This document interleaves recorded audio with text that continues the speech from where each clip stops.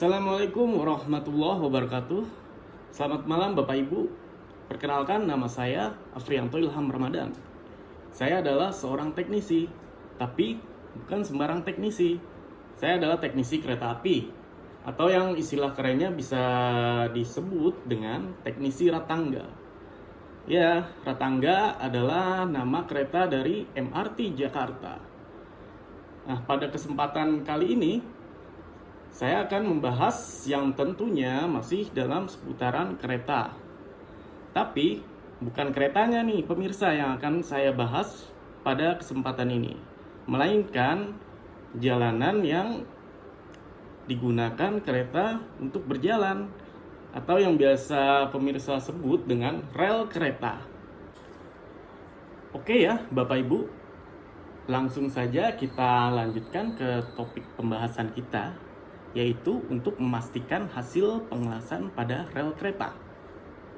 Nah, sebagai teknisi ratangga, kami harus mengetahui apa saja sih yang diperlukan dalam memastikan hasil pengelasan tersebut. Sebagai teknisi ratangga, kami harus bisa memeriksa hasil produk sesuai dengan prosedur yang ada.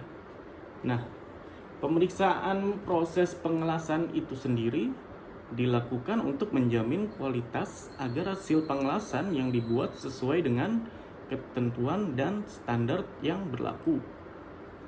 Nah, pemeriksaan tersebut dilakukan selama proses pengelasan berlangsung nih. Jadi nggak cuma di akhir doang kita periksanya. Jadi dari sebelum pengelasan kita lakukan pemeriksaan, selama pengelasan kita juga lakukan pemeriksaan, dan yang terakhir hasil pengelasannya tentunya juga harus kita periksa ya saudara. Nah, yang pertama tadi yaitu pemeriksaan yang dilakukan sebelum pengelasan ada 5 item. Yang pertama, pemeriksaan pada kesiapan peralatan las tadi sendiri, seperti sumber daya listriknya atau colokannya ada nggak nih. Terus aksesoris yang akan dipakai nantinya yang diperlukan untuk ngelas. Terus alat bantu pengelasan. Terus lain-lainnya masih banyak lagi ya.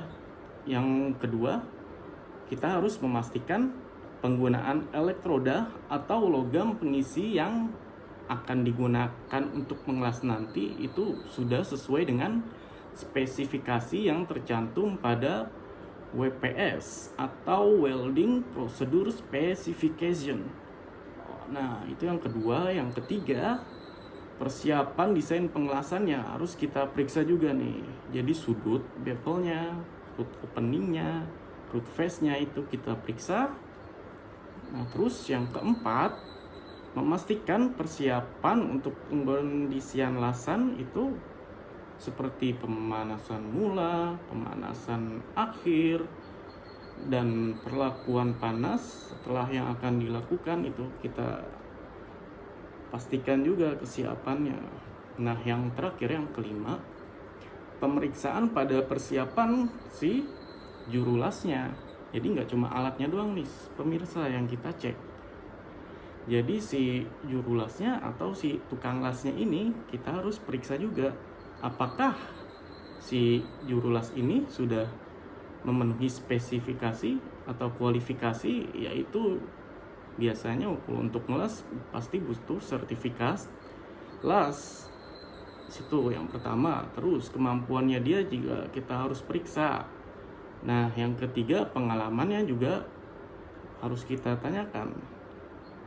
Ya, tentunya semakin tinggi jam terbang si juru las tadi, maka hasil pengelasannya juga akan lebih baik ya.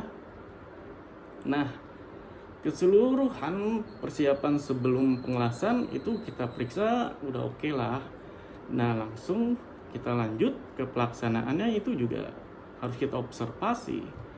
Ada dua hal yang harus dilakukan, yaitu yang pertama, kesesuaian penerapan proses pengelasan terhadap variabel WPS.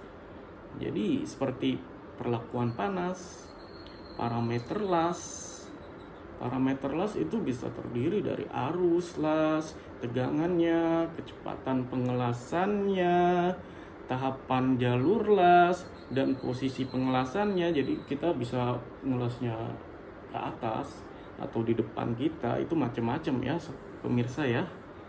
Nah, itu sangat berpengaruh tentunya pada hasil pengelasannya.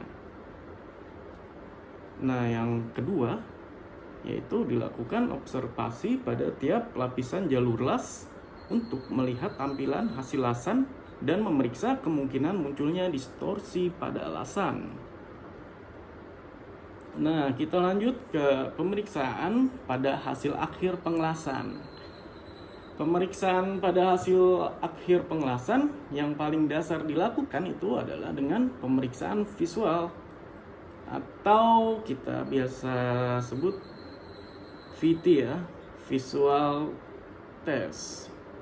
Jadi pemeriksaan visual ini dilakukan dengan mengobservasi hasil tampilan atau bentuk lasan dan juga kerataan sambungannya baik secara vertikal maupun horizontal. Selain pemeriksaan visual tadi, yang kedua kita harus juga melakukan pemeriksaan alignment baik secara vertikal maupun horizontal. Nah, pemeriksaan alignment ini kita membutuhkan beberapa alat ukur seperti misalnya mistar sepanjang 1 meter, terus filler gauge, dan juga center. Karena untuk memeriksa hasil pengelasan ini kami di MRT Jakarta melakukannya pada malam hari saat kereta telah berhenti beroperasi. Jadi begitulah pemirsa ya. Semoga apa yang saya jelaskan barusan itu bisa bermanfaat khususnya bagi pemirsa yang menonton video ini dan juga bagi saya sendiri. Terima kasih.